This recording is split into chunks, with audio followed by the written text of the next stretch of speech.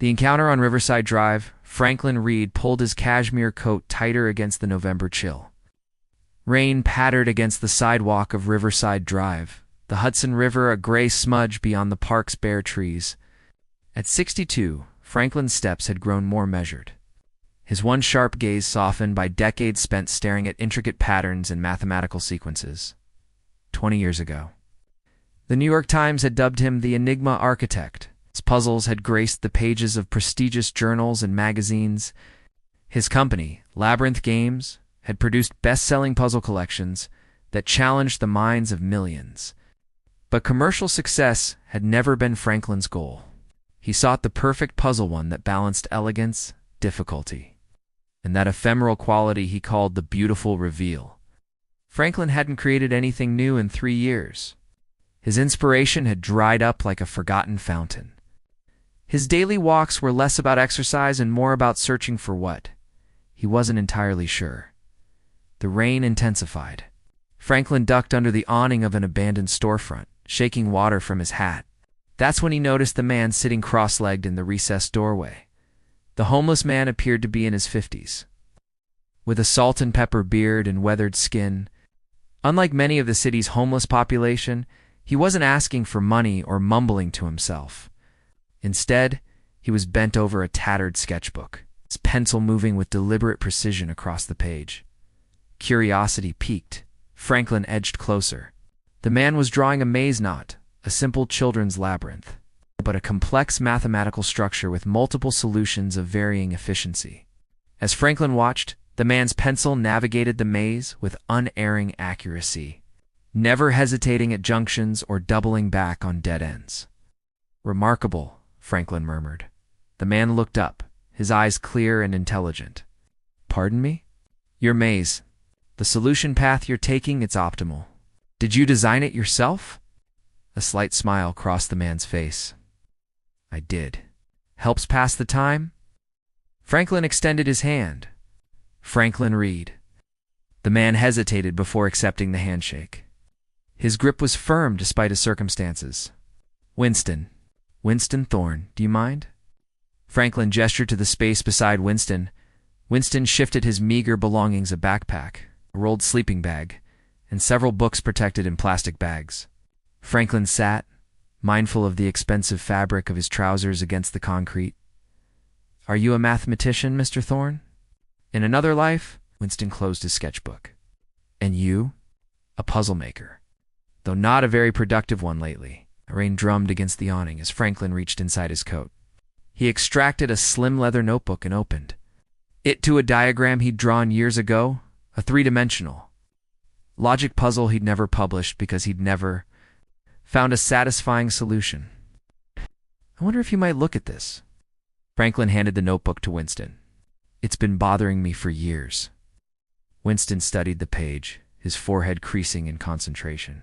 Interesting constraints. May I keep this overnight? Franklin had never let anyone handle his private notebooks. They contained his most personal thoughts, his finest work. Yet something about Winston's calm intelligence compelled trust. Of course, I walk this route every day around 5. Winston carefully placed the notebook in a waterproof compartment of his backpack. I'll be here. As Franklin stood to leave, he hesitated. Social protocol demanded he offer money, a meal, something. But instinct told him Winston would refuse such charity. Till tomorrow. Then, Franklin said instead, until tomorrow. Mr. Reed. Franklin walked home to his penthouse apartment, oddly energized, despite the weather. For the first time in years, he felt a spark of genuine interest. Who was this homeless man who solved complex mazes as if they were children's connect the dots? What circumstances had brought such a mind to a doorway on Riverside Drive? That night, Franklin dreamed of mazes and pathways, of wrong turns and dead ends. He woke before dawn and watched the city lights glimmer like distant stars. Something told him Winston. Thorne would change his life.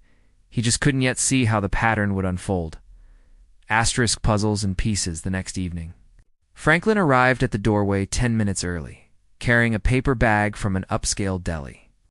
The rain had stopped, but the November air remained damp and cold. Winston was already there, sitting in the same position, his belongings neatly arranged beside him. "I brought sandwiches," Franklin said, offering the bag. "Turkey and avocado. And coffee," Winston accepted with a nod. "Thank you." He reached into his backpack and extracted Franklin's notebook. "I believe I found what you were looking for." Franklin sat beside him, his heart quickening with anticipation. He opened the notebook to find his original puzzle diagram transformed. Winston had not only solved the three-dimensional logic problem, but had annotated it with elegant mathematical notations that revealed multiple solution paths, each with varying degrees of efficiency. "This is ... double quotes Franklin trailed off, tracing the lines with his fingertip. "How did you approach it?" Winston unwrapped his sandwich methodically. "I treated it as a quantum tunneling problem. Your original constraints created what mathematicians call a frustrated system. Oh. No perfect solution exists because certain elements are inherently contradictory." He took a bite of sandwich, chewed thoughtfully. "But if you allow for probabilistic rather than deterministic pathways, elegant solutions emerge." Franklin stared at the man. "That's precisely what I couldn't see. I've been stuck in classical logic frameworks. Most people are." Winston's eyes held a distant look. Reality itself is rarely so accommodating. They ate in companionable silence, watching pedestrians hurry past, oblivious to the exchange of brilliance occurring in the shadowed doorway. "May I ask what happened to you, Mr. Thorne?" Franklin finally ventured. Winston carefully folded the sandwich wrapper. "The usual story? Success, tragedy, downfall?" He sipped his coffee. "I was a professor of applied mathematics at Columbia. Published, tenured, respected. Then my wife died. Sudden aneurysm. I didn't handle it well." Franklin nodded, recognizing the flat tone that covered deep pain. He'd employed it himself when speaking of his own wife's departure 15 years ago, though she had left by choice, not death. "I started missing classes," Winston continued. "Drinking. My research suffered. The university was patient at first, but eventually," he gestured to his surroundings, "I sold our apartment to pay medical bills. When the money ran out, so did my options." How long have you been on the streets? 3 years, 2 months. Winston's precision was unsurprising. It's not as dramatic as people imagine. Mostly it's just tedious and uncomfortable. Franklin extracted another puzzle from his coat, this one printed on heavy cardstock. "Would you consider looking at another? This one's been published, but the elegant solution still eludes me." Winston accepted it with careful hands. "I'm not a novelty act, Mr. Reed?" "I don't think you are," Franklin replied. "I think you're the most interesting person I've met in decades."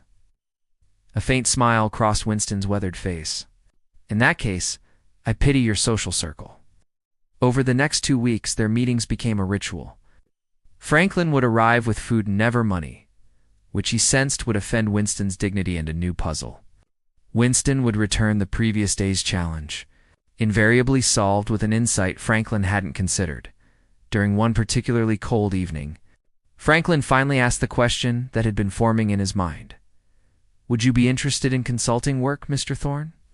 My company develops puzzles for publications and games. Your perspective would be ... invaluable." Winston looked at him sharply. "I'm hardly presentable for corporate offices. The work can be remote. I have a furnished apartment in the building I own on 73rd Street. It's sitting empty."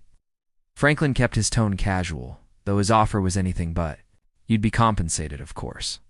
Standard consultant rates." "Charity wears many disguises," Winston observed. "This isn't charity. It's opportunity for both of us." Franklin met his gaze directly. "My creative well has run dry. You solve puzzles I believed unsolvable. This is a business proposition." Winston was silent for a long moment, his fingers tapping an unconscious pattern against his knee. "I haven't had steady work in years. My credentials are ... compromised." Oh. "I don't need your credentials. I need your mind." The streetlights flickered on, casting long shadows across the sidewalk. A young couple walked past, arm in arm, laughing at a private joke. "Why are you doing this, Mr. Reed?" Winston asked finally. Franklin considered the question. Because talent shouldn't be wasted. Because I recognize something in you that reminds me of myself. Because puzzles matter to me, and you understand them in ways I've forgotten. Winston nodded slowly. I'll need time to think about it, of course. Franklin stood, brushing off his coat. Same time tomorrow? Same time? As Franklin walked home through the gathering darkness, he reflected on the strange connection he'd formed with this homeless mathematician. Winston's brilliance wasn't just in solving puzzles, it was in seeing patterns others missed, in finding order within chaos.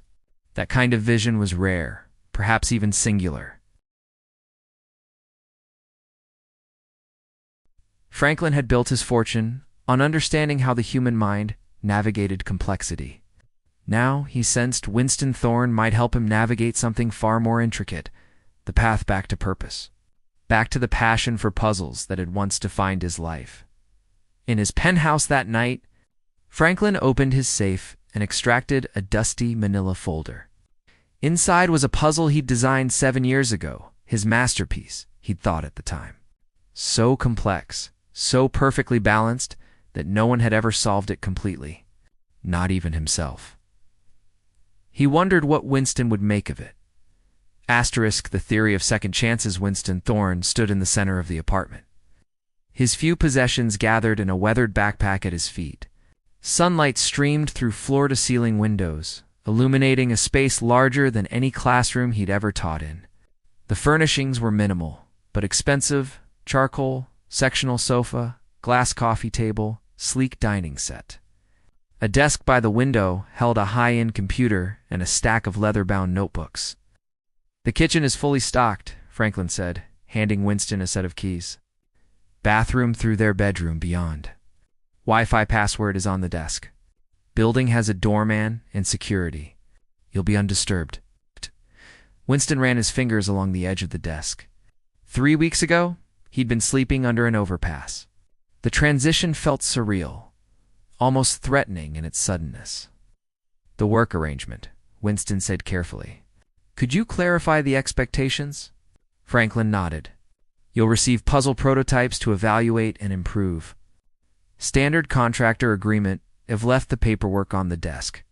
40 hours a month minimum, billed at $200 per hour. He paused. There's also the special project I mentioned. Ow.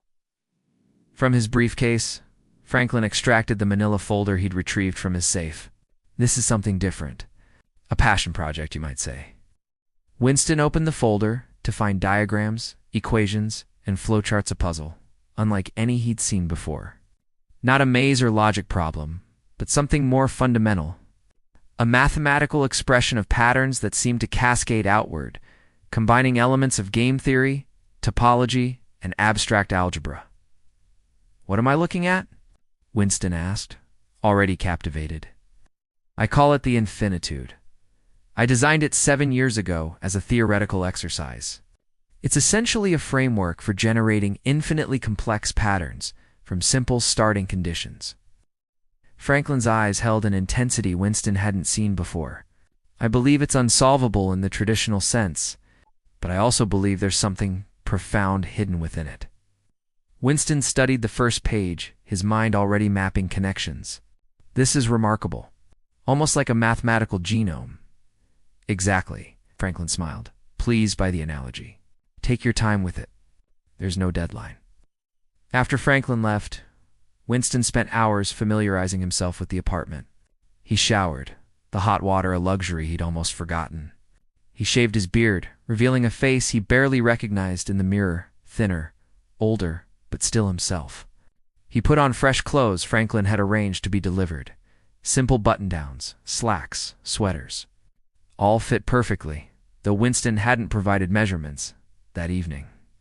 He sat at the desk and began working through the infinitude, losing himself in its elegant complexity.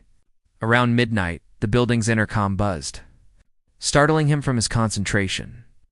Delivery for Mr. Thorne, the doorman announced, downstairs. Winston found a young woman arguing with the doorman. She held a large portfolio case and radiated impatience. When she saw Winston, she turned with a scowl. Are you the new consultant? She made air quotes around the word. I am. Winston extended his hand. Winston Thorne. She ignored the gesture. Olivia Reed, Franklin's daughter. He asked me to deliver these. She thrust the portfolio toward him. Reference materials for your work, apparently. Winston accepted the portfolio. Thank you for bringing them. Don't thank me. I'm not part of whatever game my father's playing. She brushed dark hair from her eyes that Winston noticed.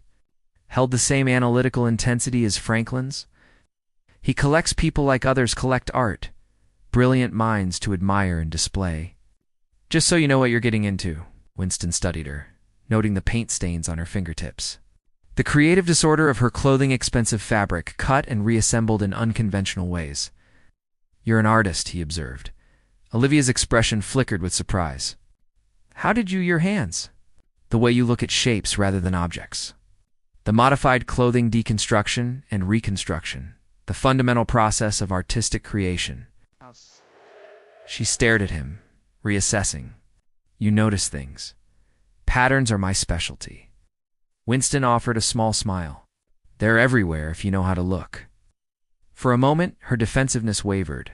What kind of mathematics did you teach? Before, the question caught Winston off guard. How did you know I was a professor? My father mentioned it. He's surprisingly talkative about you. Topological data analysis, primarily. The mathematics of shape and structure, Livia nodded slowly. Interesting intersection with visual art. The boundaries between disciplines are often more permeable than we imagine. A silence fell between them, not entirely uncomfortable. Finally, Olivia stepped back. Well, I've fulfilled my filial obligation. Good luck with whatever puzzle he set before you, Ms. Reed. Winston called as she turned to leave. May I ask why you resent your father's wealth? She froze. Excuse me? It's evident in your clothing, your manner. You have money, but reject its conventional trappings. You could have sent a courier with these materials, but you came yourself perhaps to satisfy curiosity about me, but also to demonstrate independence from your father's influence. Livia's eyes narrowed. You don't know me, Professor? No, Winston agreed. But I recognize patterns. And the pattern of parent-child estrangement has certain signatures. Is that what happened to you? Her question held unexpected gentleness. Estrangement? Winston thought of his own daughter, somewhere on the West Coast. 7 years of silence. Something like that. Livia studied him a moment longer, then nodded as if coming to a decision. There's an exhibition at the Guggenheim this weekend. My works included. 6 o'clock Saturday. If you're interested in the intersection of mathematics and art. Before Winston could respond, she was gone. Leaving him holding the portfolio, and a tentative invitation, the first social engagement he'd been offered in years, upstairs, Winston opened the portfolio to find historical puzzles from diverse cultures, ancient Chinese tangram sets, Arabian geometric puzzles, European mechanical contraptions, resources for his consulting work? Yes, but also a carefully curated collection that revealed Franklin's deep appreciation for the universal human. Drive to create and solve problems, he returned to the infinitude with renewed focus. Sensing that the puzzle before him was more than a mathematical challenge, it was, perhaps, a key to understanding Franklin Reed himself and, by extension, the complicated relationship between father and daughter. Winston worked until dawn, mapping the puzzle's initial pathways. As the first light of morning touched the windows, he realized he was smiling, a sensation so unfamiliar it took him a moment to identify. For the first time in years, he felt the stirring of purpose, of meaningful work, of possibility. The theory of second chances, it seemed, was not merely theoretical after all. Asterisk variables and constant Saturday evening arrived with unexpected nervousness. Winston stood before the mirror, adjusting the collar of his new shirt. The face looking back at him had changed subtly over the past weeks, fuller from regular meals, more alert from consistent sleep, his eyes holding purpose rather than resignation. The Guggenheim's spiral architecture welcomed him into its embrace. Winston followed the gentle curve upward, passing exhibits that blurred the boundaries between mathematics and aesthetics. He found Olivia's installation on the third level, a series of large canvases covered in what appeared at first glance to be chaotic splatters of color. As he moved closer, patterns emerged, fractal structures, Fibonacci spirals, the elegant mathematics of nature embedded in seeming disorder. What do you think? Olivia's voice came from behind him. Winston turned to find her dressed in a simple black dress. Her usual defiance softened for the occasion. It's brilliant, he said honestly. You've visualized complexity theory. A smile ghosted across her face. Most people just see pretty colors. Most people don't look closely enough. They move through the exhibition together. Olivia explaining her process. Winston offering observations that connected her intuitive, artistic choices to mathematical principles. Their conversation flowed with surprising ease. Two minds from different worlds finding unexpected common ground. Over dinner at a small restaurant afterward, Olivia finally asked the question that had clearly been on her mind. What exactly are you working on with my father? Winston considered how much to reveal. He's given me a puzzle called the Infinitude. It's unlike anything I've encountered before. Olivia's fork paused midway to her mouth. He gave you that? He's never shown it to anyone. You know about it? I grew up watching him work on it. It became an obsession after my mother left. She set down her fork. He believes it holds some fundamental truth about pattern recognition, about how we make meaning from chaos. What do you believe it is? A way to avoid dealing with real life. Her tone was bitter, but her eyes held sadness. My father retreated into his puzzles when things got messy. When my mother filed for divorce, when I needed guidance, he always chose abstractions over people.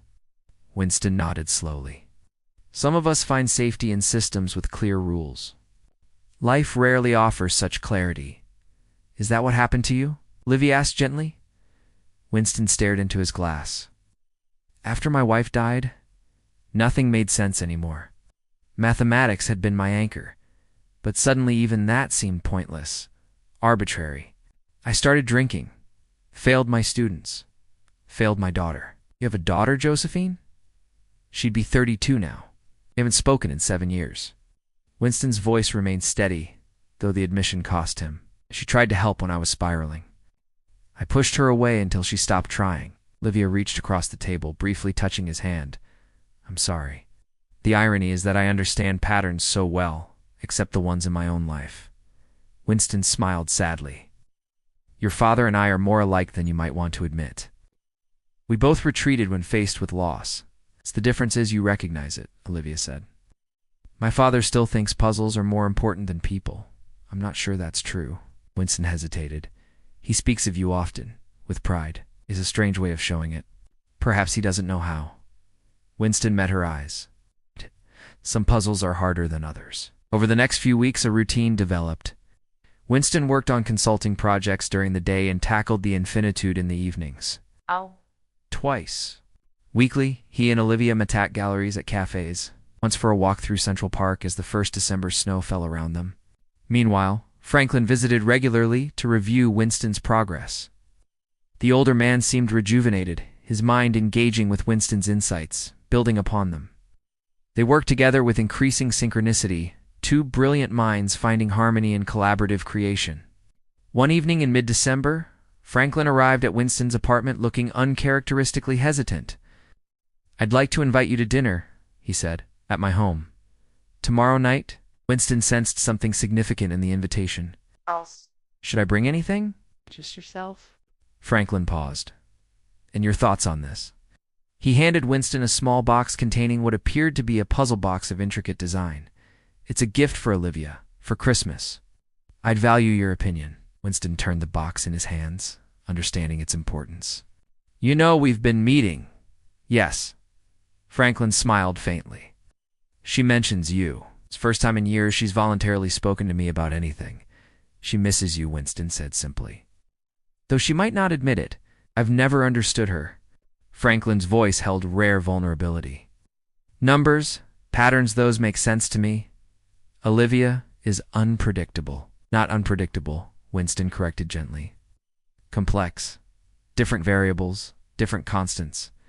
But still a solvable equation. Franklin nodded slowly. Perhaps you could help with that particular solution. The following evening, Winston arrived at Franklin's penthouse to find Olivia already there. Her surprise at his presence quickly shifting to understanding as she realized her father's intention. Dinner progressed with cautious conversation. Three wounded souls navigating the delicate patterns of family, forgiveness, and new beginnings. As Franklin described his latest puzzle collection, Winston noticed Olivia watching her father with something like dawning recognitions, seeing not just the brilliant puzzle maker, but the man trying in his limited way to rebuild what had been broken. Later, as they stood on the terrace overlooking the glittering city, Olivia turned to Winston. "This was your idea, wasn't it? Getting us together?" Winston shook his head. "Your father's. He's trying to solve the most important puzzle in his life." "Me?" She sounded skeptical. "No," Winston said softly. "How to be the father you need." Olivia's eyes glistened in the darkness. "Some puzzles don't have solutions." "Every puzzle has a solution," Winston replied. "Sometimes we just need to redefine our understanding of what a solution looks like."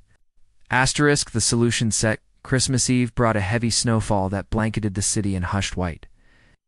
Winston stood by the window of his apartment, watching the transformed landscape below. 1 year ago, he had huddled in a subway station, trying to stay warm. The contrast wasn't lost on him. His phone chimed with a text from Olivia. "Dad's gift was perfect. How did you know?" Winston smiled. The puzzle box he had helped Franklin select contained not another puzzle as Olivia had expected, but photographs moments. From her childhood, her art school graduation, her first exhibition. Franklin documenting her life even when she thought he wasn't paying attention. A knock at the door interrupted his thoughts. He opened it to find Franklin snow dusting his coat. "I have something for you," the older man said, holding out an envelope. Inside was a plane ticket to San Francisco and an address. Winston looked up questioningly. "Your daughter, Josephine," Franklin explained. "She's an environmental engineer in Oakland, married to children." Winston stared at him, speechless. "I took the liberty of contacting her," Franklin continued. "She's willing to see you.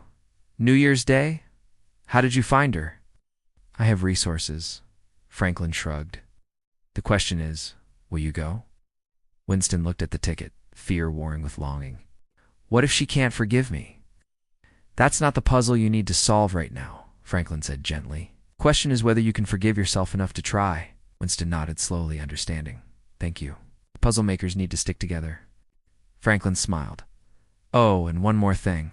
He handed Winston a small package. "I think you've earned this." Inside was a key card labeled Labyrinth Games Research Division. "What's this?" "Your new office, if you want it. Full-time position. Developing the next generation of mathematical puzzles." Franklin's eyes held rare warmth. "You've revitalized my work, Winston. More importantly, you've reminded me what matters." New Year's Day found Winston standing on a tidy porch in Oakland, heart pounding as he rang the doorbell. When Josephine opened the door, he barely recognized the little girl he remembered in this composed woman with his eyes and her mother's smile. "Dad," she said simply. "Josie?" His voice broke on her name. "I'm sorry for everything." She studied him for a long moment, then stepped aside. "Come in. There's someone I want you to meet." Inside, a little boy about 5 years old played with blocks on the carpet. He looked up as Winston entered. "This is Daniel," Josephine said. "Your grandson." Winston knelt slowly beside the child. "Hello, Daniel." "Mommy says you're good at puzzles," the boy said. "Can you help me build a tower?" Winston looked at the blocks, then at his daughter, seeing in her eyes not forgiveness yet, perhaps, but possibility. A starting point, a path forward. "Yes," he said softly. "Out. I'd like that very much." Spring came to New York with renewal. Winston's office at Labyrinth Games overlooked the park, its walls covered with diagrams and equations.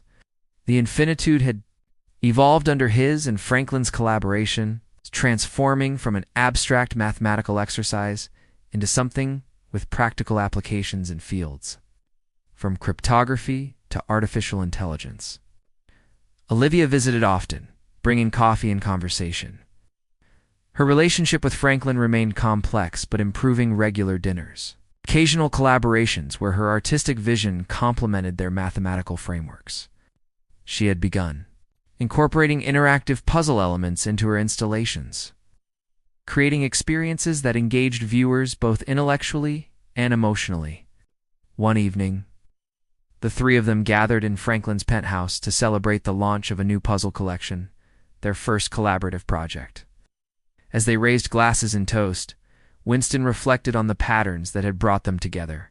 Three solitary souls finding connection through complementary strengths and shared wounds. "I've been thinking about the infinitude," Olivia said, examining the latest iteration displayed on her father's wall. "Maybe it's not about finding a single elegant solution." Franklin looked at her curiously. "What do you mean?" "The beauty's in the journey through the pattern, not the endpoint." Her fingers traced the flowing lines. "Each attempt to solve it creates new patterns, new possibilities. The value is in the exploration itself." Winston and Franklin exchanged glances, recognizing the profound truth in her observation. "Like life," Winston said softly. "The solution isn't a final state to be achieved, but the continuous process of engagement." Franklin nodded slowly. "A lifetime of solving and creating puzzles, and my daughter articulates their essence in a single insight." Later, as Winston walked home through the spring evening, he thought about the elegant mathematics of human connection. How random variables, like a chance encounter in a rainstorm, could set in motion patterns that transformed multiple lives. How broken pieces could reconfigure into new and beautiful arrangements. He had once believed some puzzles were unsolvable: grief, forgiveness, purpose. Now he understood that solutions came in unexpected forms, through patience and perspective, and the courage to begin again. Tomorrow, Josephine and Daniel would arrive for their first visit to New York. Olivia had offered to show them her latest exhibition. Franklin had designed a special puzzle box for Daniel. New patterns were forming, new connections strengthening. Winston looked up at the stars emerging in the darkening. Sky-distant points of light forming constellations, patterns that helped humans navigate for thousands of years. He smiled, feeling a sense of profound gratitude for second chances, for the intricate, beautiful puzzle of a life. Reclaimed, the homeless mathematician and the reclusive millionaire had solved something far more significant than the infinitude. They had rediscovered the most essential pattern of all, the one that connected human hearts, that transformed isolation into belonging, that made meaning from the seemingly random variables of existence. It was, Winston reflected, the most elegant solution of all.